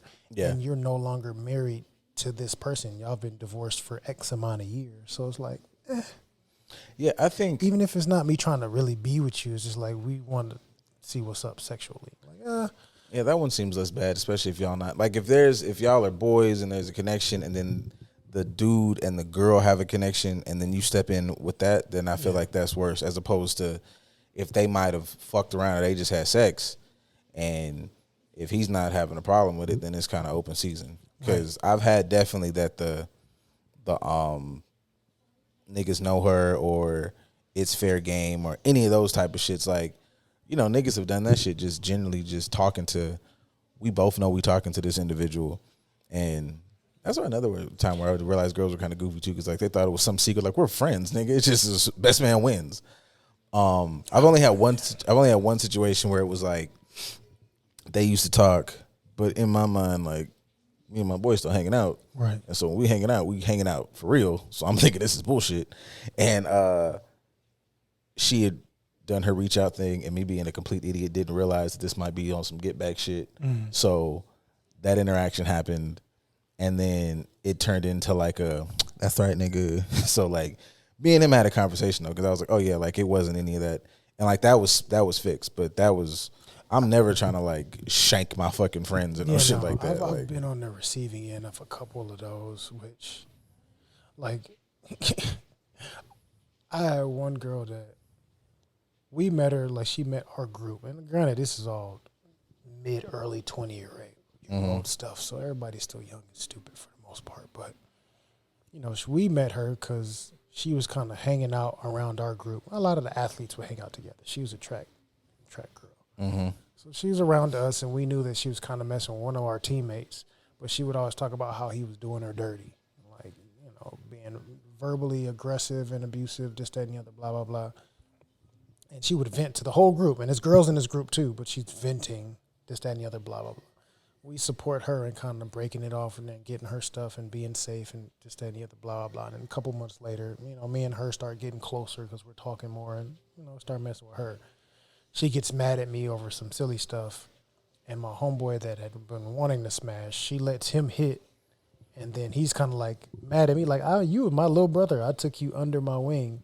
But because she comes and tells you, a lie? And she's like, yeah, basically. She told me the truth. She told me that she lied to you because she knew you would be willing to take that opportunity just so she can try and make me mad. And now she feels bad about it. Niggas lose their fucking life. So you thought you was like pressing me or doing like you big dummy. As close as you are to me, you should know better. You an idiot. And now she's back here trying to get back with me, and you fell for the okie doke like a dumb nut. But like, that just lets me know that you was waiting for your opportunity to do some underhanded shit. It's a valid point. So, and I'll give you guys 2 more. Keep it. Oh, this is easy. Favorite feature on a woman, physical or otherwise? nipples. Nipple titties. No, favorite features on a woman. This is the part where I'm gonna cut in that Boosie clip where he says that booty hole. Hey, why you bullshitting? That's not my favorite. It's not my favorite. But you can have a nice asshole. That's true. You can have like that looks delicious. That looks. No, that's true. I feel like motherfuckers think that's true. You can have a pretty butthole. You can have a nice, just like you can have a nice vagina or a nice penis, and shit looks appetizing to somebody that's attracted to that. So we don't talk about that enough. How like, yeah, somebody's sexual organs can be something to like. We like asking those questions because we want to hear the superficial shit. Like, what's your best feature on a woman? Mm-hmm. Oh, her personality, her smile, because it's just, you want to hear that shit. And it's like, no, she has really nice tits, and that doesn't take away from her being a fantastic person. I just think in proportion to her body, those look really nice, and I enjoy them. But I'll give a physical and a non-physical. It's no secret for me. Granted, it's not the only women that I date, but I like the fit women. I like gym women. I like women that may have some stature to them. They're in shape. Mm-hmm. The legs is built. You know, they got some separation. So I won't say one specific body part, but I like separation in the body parts. Like they got a little bicep. They got the quads is popping, and it doesn't blend into the calves. The calves pop out as well, and it's a little separated. The booty pop out real not like. Yeah. I like the aesthetic of being fit enough to where you can see the separation in body parts, and it's proportioned well. So some nice quads. With a nice ass, it ain't gotta be nice ass. Doesn't mean a big, huge ass. A nice ass can be a shapely, round ass that is proportioned to the size. Nice rotund bum. Nice, but I like it. I like things being well proportioned. Yeah. So a nice proportioned ass, some nice quads that have some definition to them, a nice back, because especially if you're doing doggy, she got a nice back. That should do it to you. Good point. So physically, those things. Non-physically, or I'll throw in smiles. Smiles, I like nice smiles as well. You got a crocodile hand. I don't know, the dragon hand. Okay. Throwing shit up. Stay focused. Non-physically, what is a quality or character? I like willingness. Whether you're willing to be submissive to your partner or you're willing to try new things, willing to try new foods, willing to go to places that you've never been to, willing to step outside of your comfort zone. Just the willingness to be able to say, I don't know or understand this, but I'm willing to figure it out. That's attractive to me.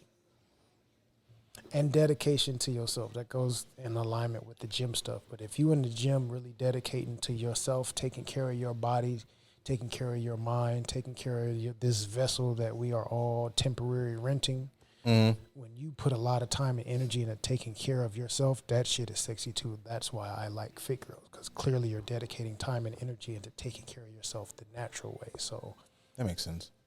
Those are things that are attractive to me. I like those. I actually like all of those, but I'll say something different. Nice ass. I like ass. Ass is fire. Absolutely. I like all the stuff though. Like I like women, so like right. I'm pretty across the gamut. All like shapes and sizes. Fit women is cool.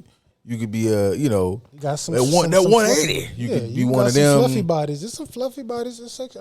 You could be. Hey, I just like sexy motherfuckers. I'm not getting into that conversation again. I feel like I've had that enough times in my life. Like I think what would be a good question to add on to that is like, do you want to know what is attractive, just to simply attractive, or what do you want to know what's attractive in a partner? Because what's attractive in a partner for me is different than what's attractive. I was gonna get there because like the physical shit, is dope. But I always like with these questions, whenever this happens, is like physical shit will get me in the door. It's never gonna keep me there. I don't give a fuck how good you fuck me. Like I'm not gonna. No. That's not gonna get me past a certain threshold. But yeah, physically, you know, I like you said, like smiles are good, nice eyes. Like just if I'm trying to get just completely non-filthy, I also do like. Although I do think of this filthy, like gripping it, but like I'm okay with like good hands and like nails. That combination, good skin, especially good skin on the hands and feet, and clear skin. I feel like when motherfuckers get to start saying this shit, like we're clearly not that different. Like motherfuckers that smell good, like all that shit. Sniffing panties. That's also part of smelling good. I mean, perfume and all that other shit cool. But perfume and your natural, if your natural body odors smell good because you're taking care of yourself in conjunction lock to the the door, butters. get some DoorDash. We're not going nowhere in this motherfucker, bro. It's up tonight or today or whenever. It's raining now. Y'all not going nowhere. Right. If I put your big toe in my mouth while I'm struggling and the feet smell good too and the skin is soft. Oh yeah, all of that. Actually, non or otherwise or non-physical, like just man, I'm just trying to make it simple. I like kindness. Like be a nice person. I feel like that old adage is easy. I feel like it can apply into other things. Like you said, willingness bleeds into 50 other things. Being a kind person can bleed into different aspects. Being likable. Yeah, you are, you know, you're kind of a little selfless, not to some self-deprivation lane, but like, you know, you care about others, you're a kind person. Like kindness fucking matters to me. Like if you're a dickhead, I don't like none of that shit. That shit is not fucking attractive. That shit don't do nothing. And like I said, it bleeds into other shit. A kind motherfucker might be a willing motherfucker. And if I'm just making the correlation to nastiness, I don't know if I'm kind and we can do a lot of fucking shit. So if I'm not feeling that same shit, then you're fucking weird, and we should probably wrap it up then, because I'm long. And I don't know. You want to pick any of the heavies, or there's a couple heavies, and then there's like a pretty easy regular. My neck hurt. My chain heavy. Yeah, what man? I'm biased, but I feel like I was outside at like the best time. Heavy, real heavy. I'll always be a favorite of mine. It just sounds dope. Yeah, man. Like I had, man, like word to skinny, like skinny wop and like fit goo wop, but boy, when that fat motherfucker, that Addict Gucci. Was when the boogeyman was outside, boy, we got some fucking slaps and a lot of other shit. I mean, some of y'all got slapped. I wasn't getting slapped. I was looking at it on World Star though. Goo Wop was terrorizing niggas and then going straight to the fucking studio to tell us about it. Wasn't no fucking, he didn't need to get to the news. That nigga Goo Wop would say, I did it. Fuck him, personally. All of these are good. We might have to take some of these and turn them into topics for the episode as opposed to a question. Oh yeah, I'm keeping. Motherfuckers getting kept. Yeah, no, we going. But all right, so two of them. You want to talk about something personally for yourself, or you want to talk about something mildly raunchy but still a mature conversation? I figure I can end y'all off with some raunchy shit and then keep the heavy shit for our personal. So does body count matter when determining long-term partnership? I feel like there was like a time in my life in my youth where that maybe it would have been a better question. I'm grown now. So like in my life now, I would like you to be good at fucking. I would like you to kind of know what you like, be open to exploring other things. That doesn't come without you having some type of experience. And motherfuckers say that shit. Like, I mean, I guess you could run down to somebody who fucked the whole block and 150 motherfuckers. But if she fucked one dude and like dog had that booty hole wide open, it wasn't you. So like, I don't know, man. I'm not really like, I don't have any interest in like going out every time we go out to eat somewhere and running across a new date, but people have experiences. So like, I don't know, body count is not really a question I have asked in a long fucking time. Like the talk of somebody's previous experiences, but like the idea of me going, what is the number of niggas you fucked? I have never asked that question, and I won't ever ask that question. So it doesn't really fucking matter to me. Because if you think about it, like if I'm looking like super macro, like I don't know, bro. Like if you might not want to fuck the OnlyFans girl. But in my mind today, if the OnlyFans girl, and I'm not even a fan of these OnlyFans bros, but if you could rationalize that, if I'm looking at your OnlyFans and it's a bunch of solo content, and then you turn out to be a good person, I don't know if you should turn that down. Like, if she's a cool motherfucker, and you can really only say that she just is shoving dildos and shit up her ass, I don't know, nigga, that might be cool. You know, maybe y'all turn that into something else. Maybe she stops when y'all together. But like, other than that, some of these things, I don't like. Word to our fucking brothers, and we don't make the rules. I don't want no virgin. So somebody, they done had some experiences. Give me the whore. Yeah, bring me the whore. Yeah. Shout out to Beef. Dead ass. It's pretty much the same for me. Like I'm almost 40.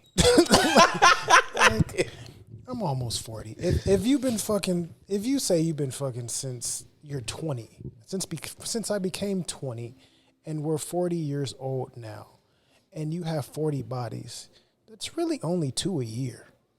Yeah. Out of 365 days, you had 2 different bodies. Whoever knows how many times, but 2 different people a year is really not difficult to do. You can have 2 6-month relationships in a year, and then you look up, and from your 20 to 40, you have 40 bodies. Oh my God. Because your body count is 40? And I need niggas to understand, like, I guess, I understand, like, certain ego parts, and I'm not trying to act like I'm Captain fucking above it all. But you got to ask, I feel like you got to start looking at these questions also, like, in context. Because if you go, hey, you know, she said not to sound like whatever, but if you like, oh, she only fucked these 2 niggas in the past 2 years. If she was fucking me, we fucked a lot and we did a lot of shit. So does it matter that she fucked, maybe had a couple bullshit experiences, or she ran across a fucking me and was like, I was thinking and I said, baby, yes. Whatever the fuck she said, I said, fucking let's try it. While you was up there kind of going, I don't know. If she left me, we tried it. Right. So I care more about kids than I do body count. That's a bar. The body count doesn't really bother me, because you can have a situation where I'm getting to know somebody and we wanted to try to do the sex thing. So technically I had sex, that's a body, but it didn't really work out after that, or we weren't compatible, or they did some shit to where we just stopped talking, or whatever the case is. Technically that counts as a body, but that doesn't mean that it's of detriment to my analyzation of you. Like, why, how did you get the body count that you have would be my question. Because even if you got a low body count, that doesn't mean that you got it in a nice way. Yeah. You can like, oh, I've only had sex with 2 people. Okay, you've only had sex with 2 people, and I'm almost 40. At the family reunion. Right. That could be one of them. But it's like, oh, no, I've been married twice. So the 2 guys that I had sex with, I got nuts. With them, and I'm out of here. No, I'm cool. I'd rather take the girl that has the 40, because at least she's willing to say, I assessed everything and I just didn't want to deal with this person anymore, and I moved on to something else. Or there's a difference between having a high body count because you're fucking an nymphomaniac whore of some sort to a degree, or you have a high body count just because you feel like kind of sort of like me. Sex is a form of communication. So if I'm getting to know somebody and I have the opportunity to communicate with them and learn them in that way, I'm going to do it to see what our compatibility looks like. That's my sign. So how did you get, what's the manner in which you got the number or the body count, whatever that may be, is what I pay more attention to. Not what you did, but why you did it and how you was doing it. That's my little sign off, that you can absolutely, positively, 100% start off at the fucking and end up somewhere more than somebody going all these whatever. I'm not trying to tell you what to do with your body, your pussy, baby, and all that other shit, but you absolutely 100%. I want to, whenever that feeling of I want to fuck him, you should fuck him then. Because at that moment, like, just explore it. But even I say explore it multiple times, because that first time you do it, y'all probably not going to do it the way you really like to. You both might be nervous or uncomfortable or still learning each other, and it may take a few times before you really understand how to do it in a nice way. But I think also for me being somebody that's BDSM kink affirming, somebody that identifies as non-monogamous, polyamorous, whatever, but not the conventional type. I would have to be a hypocritical motherfucker to be like, It's a bar. yes, I'm cool with open relationships and all this other stuff, but you have how many sex partners? Oh, you are a blasphemous whore. How dare you? Yes, I should want you to go to play parties with me, or I should want you to go to swinger parties with me, but you're a whore if you're willing to do this stuff. That sounds dumb as fuck to me. That is hypocritical as shit. So just for the stance that I have in my identity / dating life, it would be foolish for me to care about fucking body counts. What is your sexual reproductive health status? How many kids do you have, and how did they get here? And what is your testing status as far as STDs and things of that nature? That shit's more important than fucking body count. That's like saying, how many books have you read? It's a lot of motherfuckers that ain't read a lot of books, and their intellect ain't the greatest. But it's a lot of people that have read a lot of books, and you can have a great conversation with them. So sometimes more is better. I like when she do the shit, and she had to learn how to do the shit. So, tell dog, thanks for losing, nigga. Like, starting this over though. He said whore. Whore. Other than that, thanks for listening. Yeah. Check your own body count. You'd be surprised when you look at your own body count. Your granny got a body count. Niggas know your mama. Wise man once said. Still says. Still says. Your granny was down there in them juke joints. Baby! Not rolling that big dress these up. These days, your granny was that freak now. Oh, shit. Knowingly Some of y'all grannies was that freak nigga. Knowingly getting Well, recorded. they fighting that fucking documentary to the death. It's okay. It's coming out. Just embrace it. The kids got here somehow, so it's okay. Your kids don't know it, but we know you got edible undies in your bedroom. Right now, shit, there's so much shit going on. Your kids is finding your butt plugs. Man. And thinking that they like some kind of fidget spinner or something. Hey, yo, you niggas, I'm sorry, we wrapping it up. But that little meme or shit that I posted, and niggas was like, you know, like the butt plug, if she take her butt plug out and you'll put it in your mouth. Why y'all fucking with her if you can't do that? Yeah, what the fuck? I'm not fucking. Gonna be missionary and doggy for the rest of y'all your life? niggas be saying that about the butt stuff. I'm not fucking no dirty booty bitch. I don't have these problems. I don't. If you don't trust, salute to the guy, Patrice O'Neal. If I don't trust you to clean your asshole, I for sure don't trust you to clean this motherfucker up front. And we are not fucking. And you can tell. But it's okay. I want y'all niggas to keep it up, because as soon as a nigga that's fucking gross, I'm like, whoever he knows, she on the table for the real nigga. Hey, look here. I don't want to hear none of that bullshit, because a lot of you niggas will scrutinize women for their health or smells or cleanliness, and you niggas don't groom. You got dingleberries all in your crack hairs and all that shit. Like, Hey, I don't want to hear none of that. Your hygiene is not the greatest either. What you think she smells when she go down there and give you head and suck on your balls? Let them exist. Let the real niggas win. Thanks for listening. See y'all next week. Enjoy yourselves. Next week is next week the Super Bowl? Oh, it is. We have some shit to talk about. I don't know if we're gonna talk about it on that day. It better be some nice shit to talk about. Know that much. I better not be talking about goddamn fades and swag surfing. That shit better be over with. You know what I mean? We'll see. God damn it. Y'all enjoy yourselves. Thank you for coming. If it's your first time, we appreciate you listening all the way through. If it's not your first time, thank you for coming back. We appreciate all the love and support. Like, share, subscribe, follow, repost, comment. Thank you for sending in the questions. Everybody keep sending in questions. If you want to come talk about some shit in person, hit us up and let us know. I'm going to vet you because this is my house and I don't need all you motherfuckers in my house depending on who you are. But depending on some of y'all, you might be welcome to come sit down and just have a conversation with us. But reach out to the pod page or our individual pages, just so you know, you can have a conversation with both of us. Ours. Either way, we thank you for your continued support. We appreciate you. We love you. We see you next week.